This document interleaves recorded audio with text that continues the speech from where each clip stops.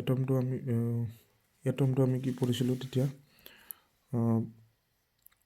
এটমটো পঢ়িছিলোঁ তাৰপিছত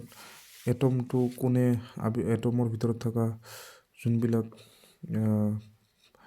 কণা নাইবা এটমটো যেনেকৈ হৈছে এটমৰ ভিতৰত কি থাকে সেইবিলাকো জানিব লাগিব আমি আগতে ডিছকাছ কৰিছিলোঁ যে এটমৰ ভিতৰত তিনিটা বস্তু থাকিব সেইটো হ'ল প্ৰটন নিউট্ৰন আৰু ইলেক্ট্ৰন প্ৰটন আৰু নিউট্ৰন এক লগত থাকিব আৰু ইলেক্ট্ৰনটো তাৰ চাৰিওফালে এনেকৈ ঘূৰি থাকিব যেনেকৈ তোমাৰ প্ৰটন আৰু নিউট্ৰন এক লগত এনেকৈ থাকিব ইহঁতে এক লগত খাপ খাই থাকিব তাৰপিছত ইহঁতৰ চাৰিওফালে ইলেক্ট্ৰনে ঘূৰি থাকিব তেনেকৈ ৰিভল্ভ কৰি থাকিব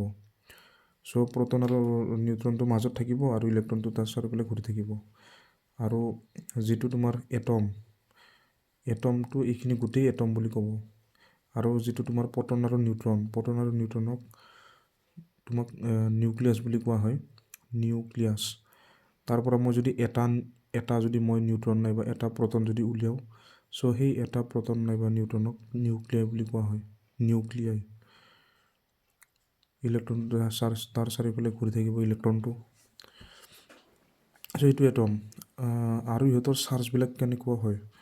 তোমাৰ ইলেক্ট্ৰনটো জানে তোমালোকে নিগেটিভ চাৰ্জ হ'ব আৰু প্ৰটনটো তোমাৰ পজিটিভ চাৰ্জ নিউট্ৰনটোত কি চাৰ্জ থাকিব নিউট্ৰনটো হ'ল চাৰ্জলেছ তাতে কোনো চাৰ্জ নাথাকে কিন্তু তাৰ ভৰটো থাকিব মাছটো থাকিব গোটেইখিনিৰে মাছ আছে কিন্তু নিউট্ৰনৰ তোমাৰ তাৰো মাছ আছে তোমাৰ কিন্তু চাৰ্জ নাই নিউট্ৰনটো এতিয়া চাবচোন যদি এটম এটা মই চাওঁ এটম এটাৰ চাৰ্জটো কি হ'ব নিউট্ৰেল হৈ থাকে তাৰমানে এইটো নৰ্মেল হৈ থাকে প্ৰথমতে যদি তোমাৰ 5টা যদি ইলেক্ট্ৰন থাকে তেতিয়াহ'লে 5টা প্ৰটনৰ চাৰ্জ ইকুৱেল হৈ থাকিব 5টা প্ৰটনৰ চাৰ্জ তোমাৰ কি হৈ থাকিব ইকুৱেল হৈ থাকিব চ' সেইকাৰণে তোমাৰ এটমটো প্ৰথমতে ষ্টেবল হৈ থাকে এতিয়া তোমাৰ এটমটো তোমাৰ বহুত আগতে তোমাৰ যেনেকৈ চাইণ্টিষ্টবিলাকে যেতিয়া ৰিচাৰ্চ কৰি আছিল চাই আছিল তেতিয়াহ'লে বিভিন্ন ধৰণৰ চাইণ্টিষ্টে বেলেগ তোমাৰ এটমৰ কিছুমান মডেল দিছিল মডেল মানে চিত্ৰ হিচাপে তেওঁলোকে আঁকিছিল নাইবা তেওঁলোকে কৈছিল যে এটমটো এনেকুৱা হ'ব তেনেকুৱা হ'ব চ' ইয়াতে আমি চাম এতিয়া মডেলবিলাক তাৰ আগতে আমি কোনজন বিজ্ঞানী কি আৱিষ্কাৰ কৰিছিল সেইটো চাই লওঁ এইটো হ'ল চাইণ্টিষ্ট এইটো হ'ল ডিস্কভাৰাৰ যেনে তোমাৰ বিজ্ঞানী জে থমছন ডিস্কভাৰ ইলেক্ট্ৰন ৰাদাৰফৰ্ডে কি ডিস্কভাৰ কৰিছিল প্ৰটন আৰু যিটো চাডউইকে কি ডিস্কভাৰ কৰিছিল নিউট্ৰন চ' এইখিনি মনত ৰাখিবা কৰি দিব পাৰে 1 মাৰ্কৰ কুৱেশ্যন প্ৰথমতে আমি চাম জে থমছনৰ পৰমাণু আৰ্হি তাৰমানে জে থমছনৰ মডেল এতিয়া জে থমছনে কি কৈছিল সেইটো চাওঁ জে থমছনে কৈছিল যে এই যিটো এটম হয় এটমটো তোমাৰ তৰমুজৰ দৰে ৱাটাৰমেলনৰ দৰে চ' ৱাটাৰমেলনটো যদি আমি ইয়াক কাটি কেনে চাওঁ ৱাটাৰমেলনটো কাটিলে আমি কি দেখা পাওঁ চ' তাৰে সৰু ক'লা কিছুমান গুটি দেখা পাওঁ সেই গুটিবিলাক তোমাৰ নিউট্ৰন প্ৰটন ইলেক্ট্ৰন চব সেইবিলাক বস্তু এক লগত থাকে বুলি কৈছিল তেওঁ আৰু তোমাৰ যিটো তোমাৰ গুটিবিলাক সেইবিলাক ধনাত্মক বুলি কৈছিল গুটিবিলাক ধনাত্মক হ'লেতো জানে প্ৰটন সেইবিলাক তাৰপিছত তোমাৰ যোনবিলাক খালী থাকিব সেইবিলাক তোমাক কি বুলি কৈছে ঋণাত্মক বুলি কৈছিল ইয়াতে লিখা আছে চ' তাৰ পৰা আমি কি ক'ব পাৰোঁ জে থমছনৰ মডেলটো যে পৰমাণুবোৰ বৈদ্যুতিকভাৱে উদাসীন হ'ব এইটো তাৰমানে তোমাৰ ভিতৰত ইহঁতে ইকুৱেল নাম্বাৰ অফ প্ৰটন আৰু নিউট্ৰন আছে চ' চাৰ্জ একে উদাসীন তাৰপিছত পৰমাণু এটাত সমান পৰিমাণৰ ধনাত্মক আৰু ঋণাত্মক আধান থাকে চ' পৰমাণু এটাত কি হ'ব সমান পৰিমাণৰ ধনাত্মক আৰু ঋণাত্মক আধান থাকে কিন্তু আমি পিছলৈ গম পালোঁ যে কি হয় এটম এটাৰ ভিতৰত ডাইৰেক্ট প্ৰটন আৰু নিউট্ৰন এক লগত তোমাৰ নাথাকে চাবা এইটোত মডেলৰ দৰে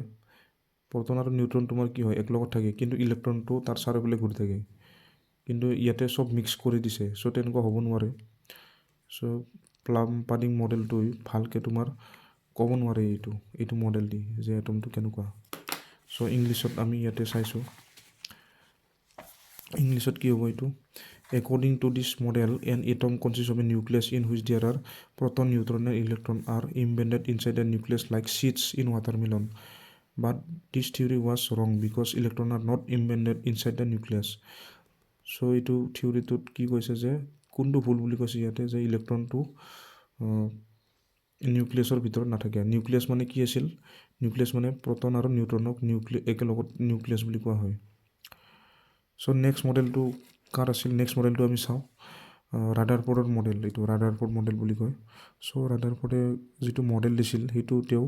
এক্সপেৰিমেণ্ট কৰি কেনে তেওঁ ফাইনেল ৰিজাল্ট এটা পাইছিল এক্সপেৰিমেণ্ট কৰি কেনে সো সেই এক্সপেৰিমেণ্টটো আমি এতিয়া চাম ইয়াৰ নাম হ'ল ৰাদাৰফৰ্ড আলফা পাৰ্টিকেল স্কাটাৰিং এক্সপেৰিমেণ্ট অসমীয়াত কি হ'ব এইটো অসমীয়াত হ'ব এইটো ৰাদাৰফৰ্ডৰ আলফা কণাৰ বিস্ফোৰণ পৰীক্ষা কি কৰিছিল তেওঁ ৰাদাৰফৰ্ডে শক্তিশালী আলফা কণা 2.1 × 10⁻⁷ মিটাৰ বেধৰ সোণৰ পাতৰ মাজেৰে পাৰ কৰাইছিল পাৰ হোৱা আলফা কণাবোৰ গতিপথ আৰু বিক্ষেপণ তেওঁ লক্ষ্য কৰিছিল ইংলিছত কি বুলি কৈছে এইটো Rutherford performed an experiment with gold foil and allowed to fall alpha particles on gold foil. তাৰমানে আমি ছবিটো যদি চাওঁ এনেকুৱা এটা গোল্ড ফয়েল লৈছে এইটো গোল্ড ফয়েল যেনেকৈ তোমাৰ এলুমিনিয়াম ফয়েল আছে তেনেকুৱা গোল্ড ফয়েল লৈছে এলুমিনিয়াম ফয়েল ক'ত ব্যৱহাৰ কৰা হয় যেনে খাদ্য বস্তুবিলাক গৰম গৰম বস্তুবিলাক যেতিয়া বান্ধে তোমাৰ ফ্ৰাইড ৰাইচ নাইবা তোমাৰ তেনেকুৱা হোটেলবিলাকত যেতিয়া পেকিং কৰি লৈ যায় তেতিয়া তাতে এলুমিনিয়াম ফয়েল দিয়ে একদম সৰু সৰু থিন একদম সিলভাৰ কালাৰত তো তেনেকুৱা এইটো এলুমিনিয়াম আছিল এইটো কি হ'ব তোমাৰ গোল্ড ফয়েল একদম পাতল সো তেনেকুৱা লৈছে গোল্ড ফয়েল সো তাৰপিছত আলফা পাৰ্টিকেল তোমাৰ এচিলেৰেটৰ এটা থাকিব ইয়াতে এচিলেৰেটৰ কাম কি হয় আলফা পাৰ্টিকেলটো এচিলেৰেট কৰা বহুত স্পীডত আহি কেনে ইয়াতে মাৰিব কোনটা সো তেনেকুৱা সো এচিলেৰেটৰ এটা ল'ম তাৰ পৰা আলফা পাৰ্টিকেলবিলাক সোমাব সো এতিয়া আলফা পাৰ্টিকেলবিলাক কেনেকুৱা আলফা পাৰ্টিকেলবিলাক হ'ল তোমাৰ দুটা প্ৰটন থাকিব আলফা পাৰ্টিকেলত কেইটা প্ৰটন থাকিব দুটা সো ইয়াৰ পৰা আলফা পাৰ্টিকেলটো যেতিয়া যাব সাপোজ তোমাৰ 8000টা মাৰি দিব 8000টা আলফা পাৰ্টিকেল একবাৰত এফালে যেতিয়া যাব গ'লে কি হ'ব কিছুমান আলফা পাৰ্টিকেল এনেকৈ পাৰ হৈ যাব এই গোল্ড ফয়েলেদি কিছুমানে আৰু অলপ এনেকৈ সাইড লাগি যাব কিছুমানে সাইড লাগি কেনেও পাৰ হৈ যাব তথাপিও তাৰে তোমাৰ 8000টাৰ ভিতৰত মাত্ৰ এটা পাৰ্টিকেল এনেকৈ ঘূৰি আহিব মাজেদি আলফা পাৰ্টিকেল একদম মাজৰ যিটো পাৰ্টিকেল হ'ব সি পুৰা এনেকৈ যাই কেনে পাৰ হ'ব নোৱাৰে সি ডাইৰেক্ট এনেকৈ ঘূৰি আহিব তেনেকৈ তোমাৰ আলফা যিটো তোমাৰ এক্সপেৰিমেণ্ট আছে আলফা পাৰ্টিকেলৰ এক্সপেৰিমেণ্টত আমি সেইটো বস্তু ইয়াতে দেখিলোঁ ডায়েগ্ৰামত যে কিছুমান বস্তু এনেকৈ পাৰ হৈ যাব কিছুমান তোমাৰ এনেকৈ ছাইড লাগি ঘূৰি আহিব কিছুমান আকৌ এনেকৈ ডিফ্লেকশ্যন হৈ যাব বিস্ফোৰণ ঘটিব এনেকৈ গুচি যাব তাৰমানে এই মাজত কিবা এটা বস্তু আছে সেইকাৰণে আমি এই যিটো মাজৰ পাৰ্টিকেল আছে সি আকৌ এনেকৈ ঘূৰি আহিব সো আলফা পাৰ্টিকেলটো এটা মই কি কৈছোঁ দুটা প্ৰটনটো কি পজিটিভ সো মাজত কি থাকিব পাৰে নিগেটিভ থাকিব নোৱাৰে পজিটিভ থাকিব কাৰণ তোমাৰ এইটো আকৌ ফিৰি গৈছেনে নাই কাৰণ পজিটিভ কি হ'ব ৰিপালশ্যন হ'ব এনেকৈ তোমাৰ পজিটিভ কি হ'ব তোমাৰ এনেকৈ যাব নিদিয়ে ফিৰি যাব সি আকৌ পজিটিভ ৰিপালশ্যন হ'ব সেইকাৰণে কি হ'ব ইয়াতে পজিটিভ পাৰ্টিকেল থাকিব ইয়াতে সো আমি যিটো তোমাৰ অবজাৰভেশ্যনটো চাব লাগিব তোমালোকে অবজাৰভেশ্যনত কি পালোঁ আমি যে most of the alpha particle pass through gold foil without any deflection তাৰমানে বহুত কেইটা আলফা পাৰ্টিকেল একদম গোল্ড ফয়েলৰ মাজেদি এনেকৈ গুচি যাব some of the alpha particle deviate through small angle কিছুমান সাইড কাটি যাব অলপকৈ কিছুমান সাইড কাটি যাব সো তোমাৰ এইটো অসমীয়াটো আছে ইয়াতে অসমীয়াৰ যিটো ছবি আছে এইটো তেনেকুৱা হ'ব সো প্ৰথমতে কি পাইছোঁ বেছিভাগ আলফা কণাই সোণৰ পাতৰ মাজেৰে পোন বাটেৰে পাৰ হৈ যাব সিহঁতৰ বিক্ষেপণ খুবেই কম মাত্ৰ 1 ডিগ্ৰী কিছুমান 1 ডিগ্ৰী এনেকৈ কাটি যাব 1 ডিগ্ৰী কাৰ লগত 1 ডিগ্ৰী কৰিব এই মাজৰ পাৰ্টিকেলৰ লগত 1 ডিগ্ৰী কৰিব এনেকৈ তাৰপিছত একেবাৰে 8000টা চাবা ইয়াতে লিখা আছে 8000ত এটা মাত্ৰ কি হ'ব ঘূৰি আহিব অৰ্থাৎ সিহঁতৰ বিক্ষেপণ কোন 180 ডিগ্ৰী এনেকৈ ঘূৰি আহিব নেকি 180 ডিগ্ৰী যোনফালে গৈছিল আকৌ যদি আহি যায় কিমান হ'ব এংগেল 180 ডিগ্ৰী তাৰপিছত এইটো ছবিটো হ'ব তোমাৰ যদি গ্ৰাফ আমি আঁকো আলফা কণাৰ সংখ্যা n এইফালে আমি নাম্বাৰ অফ আলফা পাৰ্টিকেল লৈছোঁ আলফা কণাৰ সংখ্যা n আৰু সিহঁতৰ বিক্ষেপণ কোণ থিটা আমি এইফালে লিখিছোঁ তলত দিয়া ধৰণে তেতিয়া নাম্বাৰ অফ পাৰ্টিকেল যদি তোমাৰ কমি অহা মানে কি থিটাটো বাঢ়ি যাব যেনে তোমাৰ ইয়াতে চোৱা মাজৰটো এটাই এংগেল মানে কি ইয়াৰ ডিগ্ৰীটো কি আছিল বেছি তাৰমানে নাম্বাৰ অফ পাৰ্টিকেল মাত্ৰ এটাই এইটো চ' নাম্বাৰ অফ পাৰ্টিকেল যদি এটা কমি যায় এইফালে তেতিয়াহ'লে ডিগ্ৰীটো বাঢ়ি যাব তেনেকুৱা তাৰপিছত আমি চাম সিদ্ধান্তটো আমি কি সিদ্ধান্ত আমি ক'ব পাৰোঁ কি সিদ্ধান্ত পালোঁ আমি যে পৰমাণু এটাৰ ভিতৰ ভাগত যথেষ্ট খালী ঠাই থাকে কেনেকৈ গম পালোঁ এইফালে পৰা পাৰ হৈ গৈছে আলফা পাৰ্টিকেলবিলাক তাৰমানে কি বহুত খালী ঠাই থাকিব পৰমাণু এটাৰ গোটেইখিনি ধনাত্মক আধান আৰু প্ৰায় সমস্ত ভৰ পৰমাণুটোৱে কেন্দ্ৰত আৰু সৰু আয়তনত আবদ্ধ থাকে ইয়াক নিউক্লিয়াছ বুলি কোৱা হয় তাৰমানে কি গম পালোঁ আমি এইটো ছবিটো চাওঁ এই ছবিটোৰ পৰা আমি গম পালোঁ যে মাজত কিবা এটা পজিটিভ বস্তু আছে একদম মাজত সেইকাৰণে এটা পাৰ্টিকেল মাত্ৰ ঘূৰি আহিল আৰু বাকীবিলাক কি হ'ল বহুত ৮,০০০টাৰ ভিতৰত মানে ৮,০০০টাৰ ভিতৰত বাকীবিলাক পূৰা একদম পাৰ হৈ গৈছে ইফালে তাৰমানে বহুত খালী ঠাই আছে যেনেকৈ আমি যদি এটা এটম চাওঁ এটমৰ ভিতৰত যদি আমি চাওঁ প্ৰ'টন আৰু নিউট্ৰন থাকিব ইয়াতে প্ৰ'টন আৰু নিউট্ৰন তাৰ চাৰিওফালে কি ঘূৰি থাকিব একদম ইলেক্ট্ৰনবিলাক ঘূৰি থাকিব এনেকৈ এতিয়া চাবাচোন এইবিলাকত স্পেচ আছে নে নাই এইবিলাকত চ' স্পেচ আছে ইলেক্ট্ৰনটো বহুত বাহিৰতে থাকিব চ' স্পেচ থকাৰ কাৰণে কি হ'ব এই খালী ঠাইৰ মাজেদি পাৰ হৈ যাব তেনেকৈ বহুত খালী ঠাই আছে চ' খালী ঠাইৰ মাজেদি পাৰ হৈ যাব এনেকৈ চ' তাৰ মানে বহুত স্পেচ আছে আৰু মাজত তোমাৰ প্ৰ'টন আৰু নিউট্ৰন থাকিব তাৰ মানে ভৰটো মাজতহে বেছি হ'ব ভৰটো একদম চেণ্টাৰত মানে mass is concentrated at the centre of the atom so' electron is surrounding the proton and নিউট্ৰনৰ চাৰিওফালে এনেকৈ সাৰাউণ্ডিং কৰি কিনে ঘূৰি থাকিব চ' ইয়াতে তোমাৰ চাবা there is some empty space in between the gold foil there is some charge present in নিউক্লিয়াছত চাৰ্জ আছে এইটো আমি পজিটিভ চাৰ্জ বুলি আমি গম পালোঁ কিয় কাৰণ ই এনেকৈ ঘূৰি আহিল আলফা পাৰ্টিকেলটো পজিটিভ এইটো পজিটিভ কি হ'ব ৰিপালচন হ'ব মানে তোমাৰ আকৌ চিটিকাই দিব তাক এনেকৈ চাবা এইফালে একদম বহুত স্পীডত গ'লে কি হ'ব পজিটিভ হ'লে অলপমান যদি বেছি স্পীডত যায় অলপমান কাষত লাগি যাব তাৰপিছত আকৌ এনেকৈ ঘূৰি আহিব পটেঞ্চিয়েল এনাৰ্জি পাবহি তাৰপিছত আকৌ ফিৰি আহিব তাৰমানে কি কাইনেটিক এনাৰ্জি লৈ চেঞ্জ হ'ব তাৰপিছত লিমিটেশ্যনটো চাবা according to Rutherford the electron are revolving around the nucleus with losing their energy মানে সি কি কৈছে যে ৰাদাৰফৰ্ডে কি ক'লে যে ইলেক্ট্ৰনে এনেকৈ নিউক্লিয়াছৰ চাৰিওফালে এনেকৈ ঘূৰি থাকিব আৰু এনাৰ্জি লছ কৰিব এনেকৈ ঘূৰি থাকিলে এনাৰ্জি লছ হ'ব কাৰণ এইটো ভেলচিটি চেঞ্জ হৈ থাকিব ভেলচিটি চেঞ্জ হোৱা মানে কি এচিলাৰেট হ'ব আৰু এচিলাৰেট হোৱা মানে কি এনাৰ্জিটো লাগিবই খৰচ হ'ব তাতে চ' এনাৰ্জি খৰচ হোৱা মানে কি তাতে ডাইৰেক্ট নিউক্লিয়াছত পৰি যাব বুলি কৈছে ইলেক্ট্ৰনটো চ' তেনেকুৱা হ'ব নোৱাৰে তাৰপিছত আমি চাওঁ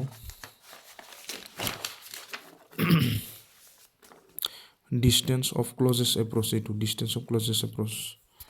এইটো আমি চাওঁ যে কি কৈছে ইয়াতে when alpha particle are projected towards nucleus then a stage come at which alpha particle retraces its path that distance from nucleus to from where alpha particle retraces its path is called distance of closest approach তাৰমানে কি কৈছে যে মাজত মই যদি এডাল আস্তানো এই মাজেদি যিটো তোমাৰ নিউক্লিয়াছ আছিল এই যিটো আলফা পাৰ্টিকেল মাজেদি যোৱাটো সি যিমান দূৰলৈকে যাই পাব তাৰ পৰা আৰু এই চেণ্টাৰৰ পৰা সেইটো ডিষ্টেঞ্চটো আমি কি বুলি কওঁ ডিষ্টেঞ্চ অফ ক্লজেষ্ট এপ্ৰ'চ অসমীয়াত কি বুলি ক'ম ইয়াক আগমন দূৰত্ব অসমীয়াত কি বুলি কয় ইয়াক আগমন দূৰত্ব কেতিয়াবা আগমন দূৰত্বৰ এইটো ইকুৱেশ্যনটো সোধে আগমন দূৰত্বৰ ইকুৱেশ্যনটো আমি চাওঁ কেনেকুৱা এতিয়া চাবা ইয়াতে কি হৈছে যে বহুত স্পীডত আহি লাষ্টত এটা টাইমত সি ৰখি যাব কাৰণ ইফালে বল অনুভৱ কৰিব তথাপিও সি অলপমান যাই আছিল চ' ইয়াতে ৱাৰ্ক ডান হৈ আছিল মানে ই যাব নিবিচাৰিলেও সি অলপ টাইম যাই আছিল তাৰপিছত সি ৰখি যাব চ' ৱাৰ্ক ডান হ'ব ইয়াতে চ' কেনেকুৱা ৱাৰ্ক ডান তাৰমানে ইয়াতে পটেঞ্চিয়েল এনাৰ্জি অনুভৱ কৰিব ইয়াতে potential energy change into work done সব ইয়াতে লিখা আছে alpha particles retraces parts when kinetic energy of alpha particle get converted into electrical potential energy মানে total potential energy চেঞ্জ হৈ যাব আৰু আমাৰ potential energy ফৰ্মুলাটো কি হ'ব kinetic energy change into potential energy কাৰণ বহুত স্পিডত আহি আছিল ৰখি যাব তাৰ মানে কি potential energy লৈ চেঞ্জ হ'ব স্থিতি শক্তিলৈ ৰূপান্তৰ হ'ব সো এটো গতি শক্তি ইকুয়াল টু স্থিতি শক্তি ফৰ্মুলা কি হ'ব আমি জানো যে potential আমি জানো যে v equal two w work done per unit charge কার্য কার ওপৰত হ'ব চাৰ্জটোৰ ওপৰত এতিয়া এইটো কাৰ্যটো আমি লিখিব পাৰো পটেনশিয়াল এনাৰ্জি বুলি লিখিব পাৰো কাৰ্য আৰু পটেনশিয়াল এনাৰ্জি একে হয় স্থিতি শক্তি আৰু কাৰ্য একে হয় so u equal to v into q এটা তোমালোকে জানা যে v এর ফর্মুলাটো কি হয় v equal to q by 4 pi epsilon naught divide by r r মানে দূরত্ব ইয়াতে দূরত্ব আমি এইটো লম d2 d ক আমি কি বুলি কও ডিসটেন্স অফ ক্লোজেস্ট এপ্রোচ তাইছত ইয়াতে চাবাচোন আৰু আলফা পাৰ্টিকেলৰ চাৰ্জটো কি হ'ব টুৱাইস e এতিয়া তোমাৰ ফৰ্মুলাটো আমাৰ কি হ'ব u equal to v into q যদি হয় সো v মানে কি আছিল q by 4 pi epsilon naught r r মানে কি d হ'ব এতিয়া এটো যেটো চাৰ্জ এটো কোনটো চাৰ্জ হেতু হ'ব তোমাৰ ইলেক্ট্ৰনৰ চাৰ্জটো মানে কেইটা ইলেক্ট্ৰন আছে ইলেক্ট্ৰন নে প্ৰটন হ'ব ইলেক্ট্ৰনৰ কথা আমি পাতাই নাই ইয়াতে ইলেক্ট্ৰন নহব ইয়াতে কি হ'ব তোমাৰ এই মাজত থকা চাৰ্জটো আমি নাজানো যে কেইটা তোমাৰ প্ৰটন আছে সো তাক আমি কি বুলি দিম যেটা আছে z ইনটু e z মানে হল 1 2 3 4 5 6 এইবিলাক সব হ'ব পাৰে সো z মানে নাম্বাৰ ইনটু e মানে হল প্ৰটনৰ চাৰ্জটো তাইছত তোমাৰ ইনটু এইটো চাৰ্জটো কি v ইনটু q মানে যাৰ ওপৰত কাৰ্য হৈছে কাৰ ওপৰত কাৰ্য হৈছে তোমাৰ কাৰ্য কাৰ ওপৰত হ'ব এই এনকে এইটো যোৱাটো কোন আছিল এনেকে যোৱাটো হেতু আছিল তোমাৰ আলফা পাৰ্টিকেলত কেটা প্ৰটন আছে 2e দুটা আছে সো 2e মাইনাস নহব দে ইয়াতে ইলেক্ট্ৰনৰ কথা কোৱা নাই সো এইখিনি আমি ইয়াতে লিখিছো ze ইনটু টুৱাইস e বাই 4 pi epsilon naught d আৰু d মানে হল 1 by 4 pi epsilon naught সব d2 ইফালে লৈ যাম আমি হয়নে ইফালে লৈ আহিম হাফ অফ ইনভিস করতে ইফালে পঠাই দিম সো ইটো পালো আমি সো ইয়াতে তোমাৰ ze টুৱাইস e বাই এইখিনি এনেকুৱা হল ze বাই 4 pi epsilon e so e মানে হল কাইনেটিক এনার্জি e তাইছত আমি লাষ্টত আৰু এটা টপিক থাকিল ইম্প্যাক্ট প্যাৰামিটাৰ কি হয় it is defined as the perpendicular distance initial velocity factor of alpha particle from the central line of the nucleus আৰু অসমীয়াটো চাইলো আমি সংঘাত প্ৰাচল আলফা কণাৰ গতিপথ আৰু নিউক্লিয়াছৰ কেন্দ্ৰৰ মাজৰ লম্ব দূৰত্ব সংঘাত প্ৰাচল বোলে ইয়াক ভিৰে বুজোৱা হয় তাৰ মানে তোমাৰ চাবাচোন এই মাজত যেটো তোমাৰ যেটো আমি আলফা পাৰ্টিকেল লৈছিলো সিধাকে যেটো গৈছিল তাৰ পৰা যদি আমি এটা লাইন ড্ৰ কৰো তাৰ পৰা যেমান পাৰ্টিকেল বিলাক এনেকে গৈছিল ওপৰেদি কোনবা সিধাকে গৈছিল কোনবা অলপ কাটি গৈছিল সো হেখিনি ডিসটেন্সটো আমি b বুলি ধৰো সেন্ট্ৰাল লাইনৰ পৰা ওপৰত যেমান পাৰ্টিকেল হয় হেবিলাক b বুলি ধৰো ইয়াতে মই ইংলিশৰ ডায়াগ্ৰামটো দেখাই দিও এইটো সাপোজ তোমাৰ এটা সেন্ট্ৰাল লাইন হয়নে তাৰ ওপৰত সাপোজ এটা পাৰ্টিকেল আমি ধৰিলো ই এনেকে যাই থাকিলে এনেকে ঘূৰি গল এনেকে সোৱা এনেকে যাইছিলি ঘূৰি গল এনেকে সো এই সেন্ট্ৰাল লাইনৰ পৰা ইডাল আমি যদি সিধাকে আঁকো এটো এংগেল থিটা হ'ব এটা কোৱাচোন যেমানে ওচৰত আহিব হেমানে তাৰ এংগেলটো বেছি হ'ব সো মাজৰ এংগেলটো কিমান হ'ব 180 ডিগ্ৰী আছিল তাৰ মই যদি দূৰত অলপমান দূৰ কাষত লওঁ তেতিয়া হলে তাৰ 180 ডিগ্ৰীতকৈ কম হৈ যাব যদি আৰু অলপ দূৰত লওঁ তেতিয়া হলে আৰু এংগেলটো কমি আহিব তাৰ মানে ডিসটেন্সটো বাঢ়ি গলে এংগেলটো কমি যাব তাৰ মানে b টো যদি বাঢ়াই দিয়া এংগেলটো তোমাৰ কমি যাব সো কি বুলি কম আমি এইটো আমি কম যে সংঘাত প্ৰাচল আলফা কণাৰ বিক্ষেপণ কোণৰ ব্যস্তানুপাতিক সো b is directly নহয় b is inversely proportional to theta impact parameter is inversely proportional to deflection angle so b is inversely proportional to deflection angle so এনেকে আমি কম inversely proportional বুলি ক'ব লাগিব আৰু তাৰ ফৰ্মুলাটো এইটো চাবা ওকে আমি নেক্সট ক্লাছত আমি এইটো পঢ়িম আমি ইলেক্ট্ৰনৰ অৰবিট কেনেকৈ ঘূৰে সেইটো আমি চাম